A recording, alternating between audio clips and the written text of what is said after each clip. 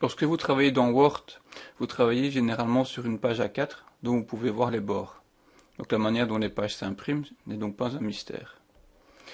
Donc bien sûr, il y a des fonctions donc de page, de marge, d'impression, d'affiche, de documents, etc.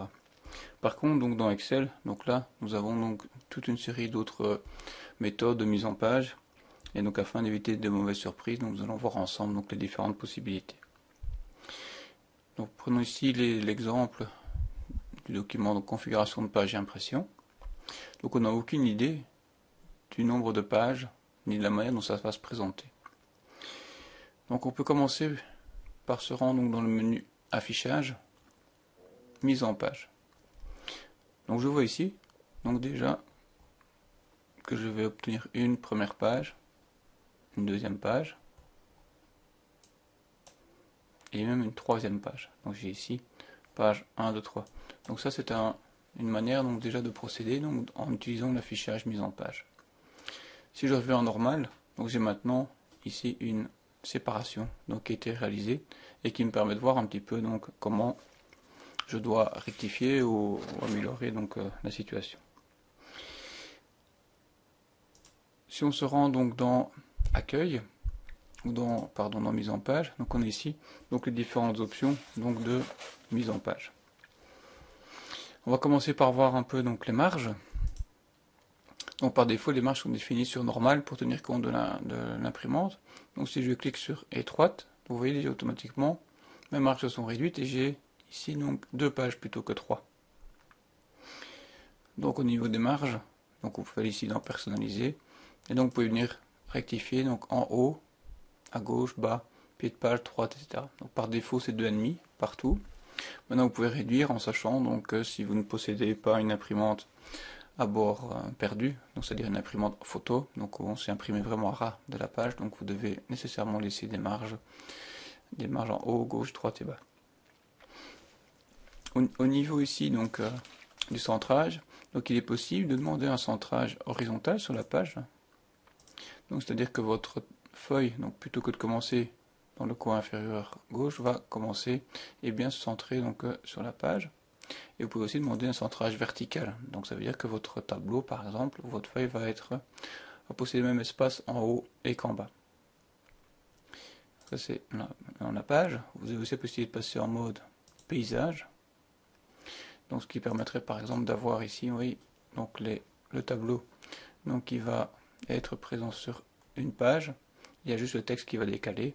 Donc soit, dans mon cas ici, soit on fait un retour à la ligne, donc un retour à la ligne automatique, en sachant donc que je vais évidemment fusionner toutes ces cellules là parce que pour que ce soit donc beaucoup moins grand.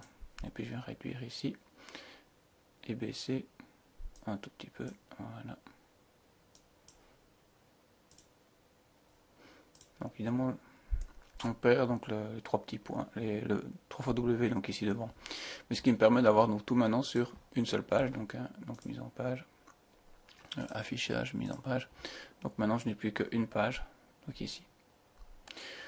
Vous avez aussi la possibilité dans ce format de venir modifier évidemment l'entête et le pied de page. Duquel donc vous pouvez aussi avoir accès ici quand vous êtes dans mise en page.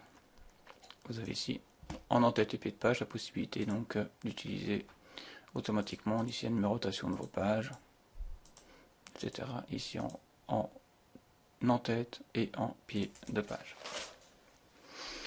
Voilà, donc il est aussi parfois possible de travailler avec, donc j'avais un affichage normal, donc je reprends ici autre chose, et un autre document, donc tant que je ne réalise pas d'aperçu, j'ai aucune idée au fait donc, du nombre de pages que je vais obtenir. Donc une manière de faire, c'est de cliquer ici sur le bouton l'aperçu avant impression. Il n'est peut-être pas actif, donc il faut simplement cliquer sur ce bouton et l'activer ici. Ah, donc si je décoche, il disparaît, donc on vient cocher l'aperçu. Donc si maintenant je clique dessus, donc j'ai ceci qui apparaît, je peux revenir sur accueil, et donc j'ai ici donc un aperçu que j'ai donc une seule page, donc ça c'est très très bien. Imaginons que je souhaite un petit peu élargir l'une ou l'autre. Voilà, l'une ou l'autre. Qu'est-ce qui est encore? Voilà, voilà. pour avoir plus qu'une page. Donc je reviens ici. Donc là, j'ai toujours aussi donc une page. Donc voilà, donc maintenant j'en ai deux, ce qu'il y avait une mise en page, un ajustement automatique. Donc cette fois-ci, ici, je vois que j'ai une coupure. Voilà, donc on peut aussi copier comme ça. Donc imaginez maintenant qu'on souhaite définir une zone d'impression. Donc par exemple, je souhaite ne imprimer que cette partie ici. Donc je la sélectionne, je viens dans mise en page, et puis donc ici je viens cliquer sur zone d'impression définir. Un petit changement donc au niveau, donc c'est que mes séparations de pages sont ici maintenant plutôt que d'être ici entre, je crois que c'était la colonne L. Si je fais l'aperçu impression, donc j'ai maintenant que ceci et je n'ai plus qu'une seule page. Donc je peux revenir donc ici et puis donc sur mise en page, zone d'impression annulée. Automatiquement donc il me remet ma page comme ça. Donc cette zone d'impression est intéressante donc quand vous avez une partie seulement donc à imprimer. Donc si vous souhaitez donc faire ici donc l'aperçu impression, donc il est aussi possible de réaliser ici donc au niveau pas de mise à l'échelle, de venir modifier pour lui demander donc d'ajuster la feuille à une page. Donc qu'est-ce qu'il va faire? Il va au fait réduire automatiquement donc la taille de façon à ce que tout tienne sur une page. Donc c'est parfois un petit peu dommage puisque tout est réduit, donc ça dépend un petit peu donc de ce que vous devez représenter. C'est ce qu'on appelle donc la mise à l'échelle. Alors quand vous avez des feuilles de données et des titres qui sont présents donc sur plusieurs pages, donc je reviens ici en mode accueil.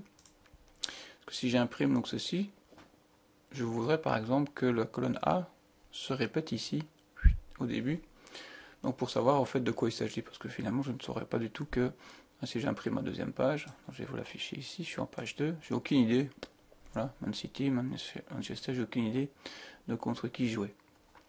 Donc c'est pour ça qu'il est possible donc de modifier cela, et donc en allant donc dans mise en page à nouveau, donc ici, on peut cliquer sur feuille, et je peux définir donc ici donc une zone d'impression.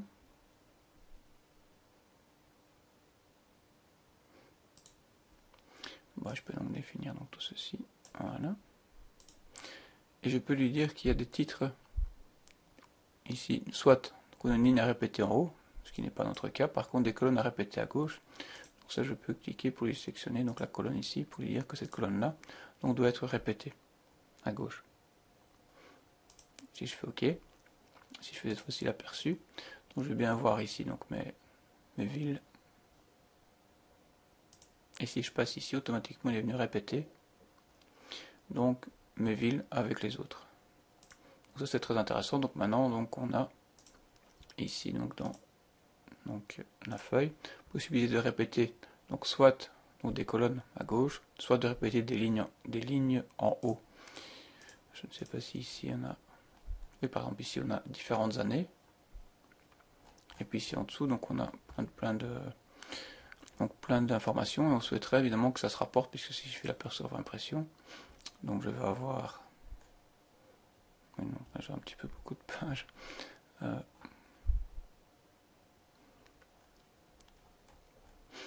Donc ici je n'ai aucune idée en fait, parce que je suis en 1954 et je ne sais pas après donc la feuille ici à quoi ça se rapporte. Donc je peux revenir donc ici et puis à nouveau donc ici dans mise en page, cliquer ici sur feuille. Donc je peux dire que j'ai une zone d'impression, je ne vais pas tout prendre, donc cette partie ici par exemple, voilà, et que cette fois-ci j'ai des lignes à répéter en haut, donc ils sont ici, voilà. Ok, je suis maintenant l'aperçu. Donc je vais avoir ici donc 1950, si je passe en page 2, donc il y a toujours 1950 qui va rester, comme ça je sais à quoi ça se rapporte, 1951, 52 chaque fois aussi. Voilà, donc ça dépend évidemment de la manière dont sont formulées donc vos données, mais donc c'est intéressant éventuellement donc de répéter donc le dessus ou le pied de page. Alors, donc on peut aussi donc aller au niveau donc des sauts de page, donc dans affichage, on peut faire ici un aperçu donc des sauts de page, donc affichage, aperçu des sauts de page. Vous pouvez déplacer les sauts de page en cliquant dessus. Ok. Donc ici, pour l'instant, j'ai un saut de page d'ici, donc qui est effectué là, et donc je peux donc le déplacer comme ça par exemple.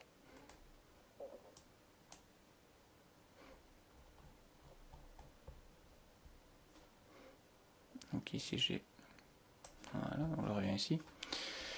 Et donc je peux venir ici comme ça paramétrer un petit peu moi-même, donc les différents sauts de page, donc j'aurai page 1, page 2, 3, 4, 5. Évidemment celle-ci je peux descendre, maintenant je peux, si je descends donc de 3, il va me recréer évidemment une page en dessous. Mais ça me permet avec l'aperçu des sauts de page de venir gérer, voir un petit peu mes données, mes valeurs. Et voir comme ça, donc si je vais trop large, donc ici il va me créer d'office la page suivante. Donc ça c'est l'aperçu donc en saut de page où je sais que je pourrais imprimer page 1, 2, 3. Donc si je clique sur l'impression, j'aurai ces 6 pages-ci, donc qui vont être imprimées. Donc ici il va y avoir 6 pages. Et donc il va se contenter de ces 6 pages là. Donc là vous pouvez aussi travailler comme ça. Donc dans mise en page, affichage, et vous faites aperçu des sauts de page, ça vous permet donc d'ajuster un petit peu vos pages et voir ce que vous allez donc imprimer. Là je reviens en mode normal où j'ai aucune idée donc de ce que j'ai. Voilà.